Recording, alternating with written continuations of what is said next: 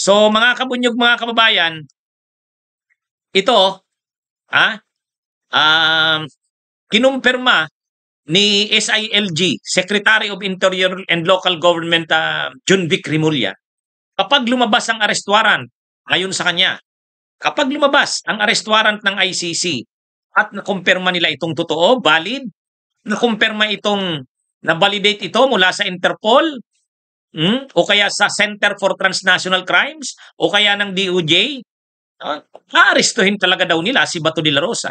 O yun.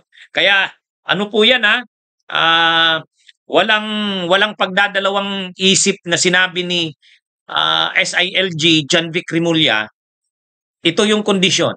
Pag lumabas ang arrest warrant at nakumpirma ito mula sa Interpol, humingi ng tulong ang Interpol at na-validate ito ng ng DOJ o kaya ng Center for Transnational Crimes.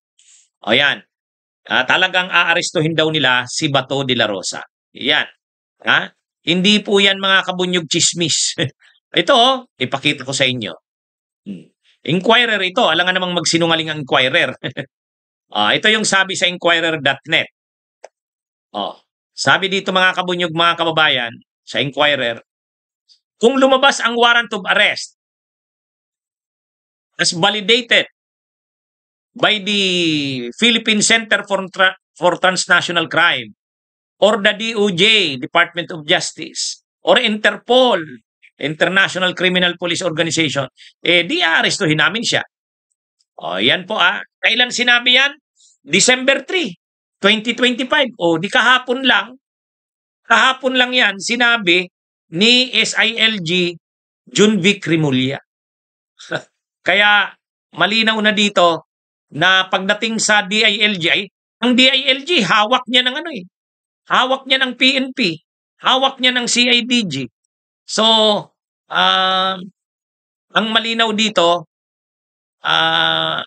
napaka direkta ng sagot ni John Vic Rimulya. Basta lumabas ang warrant of arrest na validate ng Philippine Center for Transnational Crimes o ng DOJ at Interpol, wala silang choice kundi arestuhin si Bato. Kaya ito mga kabunyog, mga kababayan. Kaya pala si Bato de la Rosa, grabe ang pagtatago ngayon. Grabe ang pagtatago ngayon. Talaga kasing napakalinaw yung napakalinaw ng sinabi ni John Vic Rimulya. Yan? Kumbaga ang hinihintay na lang talaga confirmation na may warrant si Bato. Kaya hindi na talaga nagpapakita si Bato lalo na ito, nakarating ito sa kanya. Nakarating ito sa kanya, itong sinabing ito ni John Vic Rimulya. Ay ang PNP, under yan ni John Vic. Pag inorderan ni John Vic Rimulya ang PNP, ganitong gawin natin. Lawful order yan, sundin natin. Susunod ang PNP. Kaya mga kabunyog, mga kababayan, ito mga kabunyog? Ito yung sinasabi ni Alan Peter Cayetano na kaya daw nagtatago si Bato kasi hindi naman daw puprotektahan ng gobyerno. Yun ang sabi ni Alan Peter Cayetano.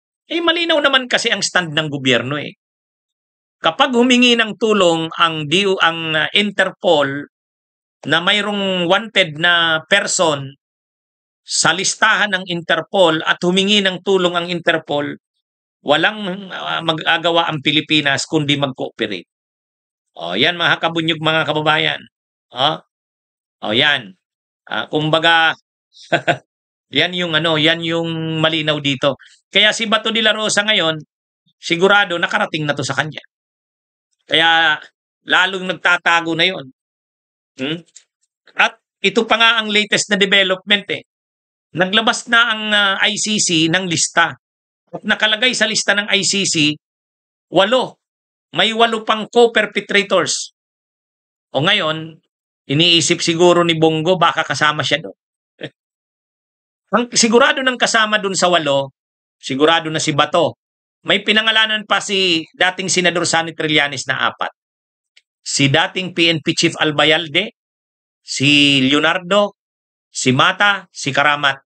Yan yun, mga kabunyog, mga kababayan. Yan yung mga pinangalanan ni dating Senador Sonny Trillanes.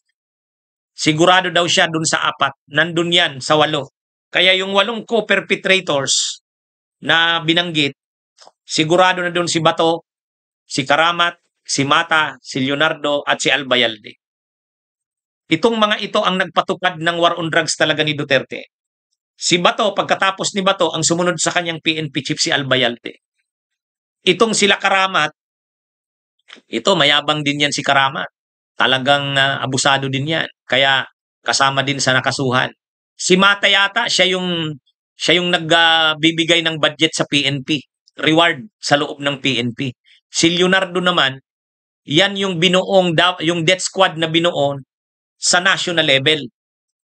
Kasi ang ginawa ni Duterte, yung ginawa sa Davao na Davao Death Squad, kinopya sa national level. Ang isinama doon, ang isinama doon sa humawak nung Death Squad na national ang scope, sila Leonardo sa sila Garma. Kaya lang si Garma kasi kasama sana sa kakasuhan. Pero sabi nga ni dating Senador Sonny Trillanes, nandun na si Garma sa ICC. Kaya kumbaga state, na siya, witness na siya ng ICC. Kaya hindi na siya kasama sa kakasuhan. Kaya ito mga kabunyog, mga kababayan. Itong susunod na mga araw, pag naglabasan na ang mga arrest warrants na yan, grabe. Magiging masyadong busy ang PNP. Mga kabunyog. Ito yung post ni dating Senador Sonny Trillanes. Sabi ni dating Senador Sonny Trillanes, ang mga sumusunod na retired na PNP officers ay sangkot sa ICC case. Albayalde, Karamat, Mata, Leonardo. Si Garma naman ay tinanggap na bilang testigo ng ICC kaya tanggal na siya sa kaso. Yan po ang latest na post ni dating Senador Sonny Trillanes. So ibig sabihin doon sa 8 co-perpetrators na sinabi sa lista, redacted yun redacted, tinakpan kasi hindi pinapaalam sa publiko kung sino yon.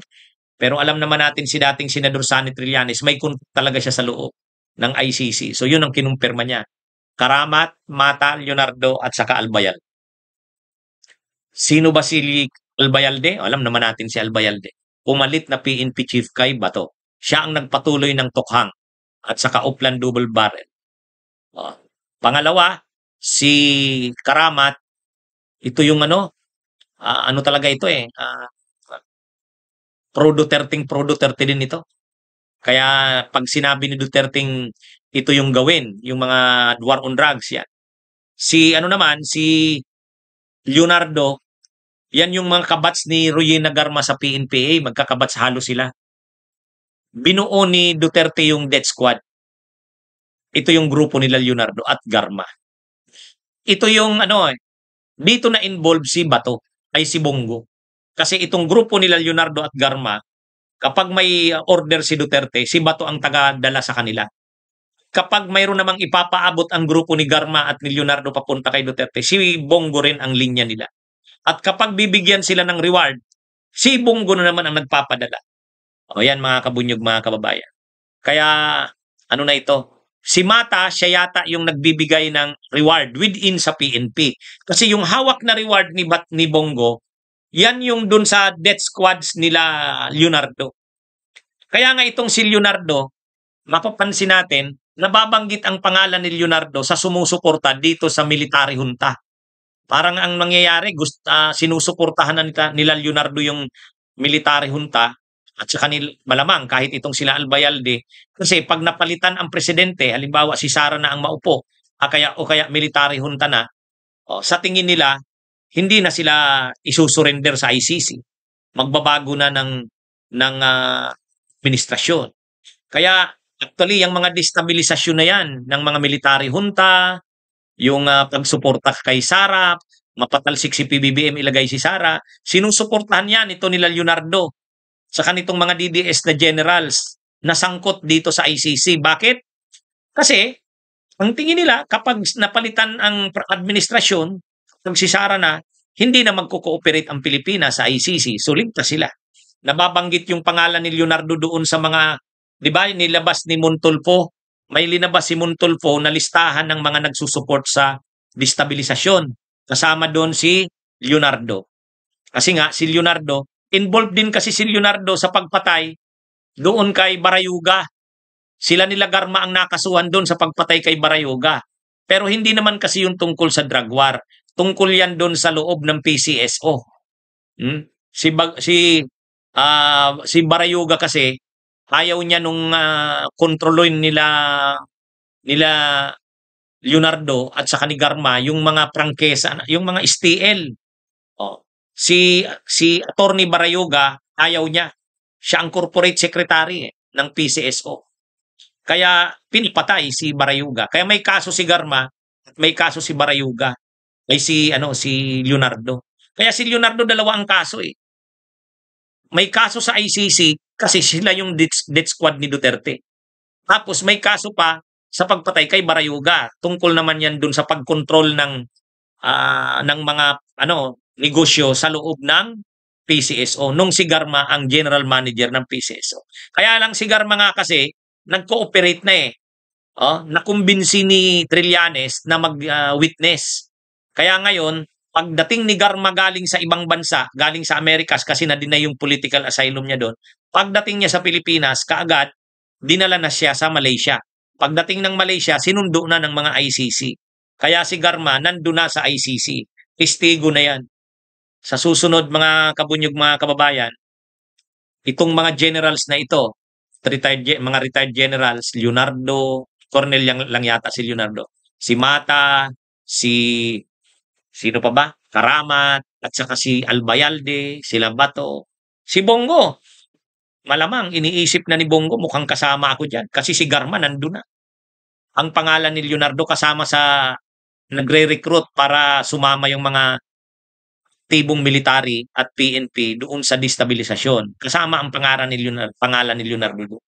Kasi nga, syempre sila, yung mga may kaso tulad ni Arnie Tevez, tulad ni Bantag, tulad niya ni Leonardo, ang pag-asa nila kapag si Sara ang naging presidente o kaya kapag nagkaroon ng military junta. Sa totoo lang, sa susunod na mga araw, dadami pa ang magtatago nito. Itong mga pinangalanan ni Trillanes na ito, si Karamat, si Albayalde, si Mata, si Leonardo. Malamang di ba si Albayalde tumakbong mayor yan ng Angeles? Kaya lang talo. Pero si Albayalde sigurado na yan. Alam niya ni Albayalde, sigurado siya na kasama sa i-issuehan ng arrest warrant. Bakit? Kasi siya yung pumalit kay Bato de la Rosa eh. Siya yung pumalit kay Bato de la Rosa bilang PNP chief. At ang covered ng mga kaso sa ICC hanggang 2019. Hanggang 2019. Kaya yung mga yan, nagtatago na malamang yan ngayon, yung mga yan. Okay, so mga kabunyog, mga kababayan, magandang araw sa inyong lahat. Mabuhay po tayo. Bunyog, bunyog, halikan na kasama ka. Bunyog, kapag buklod ay may pag-asa. Luzon, Visayas, Mindanao, isa ang pananaw. Sa bagong Pilipinas ang bunyog isisigaw.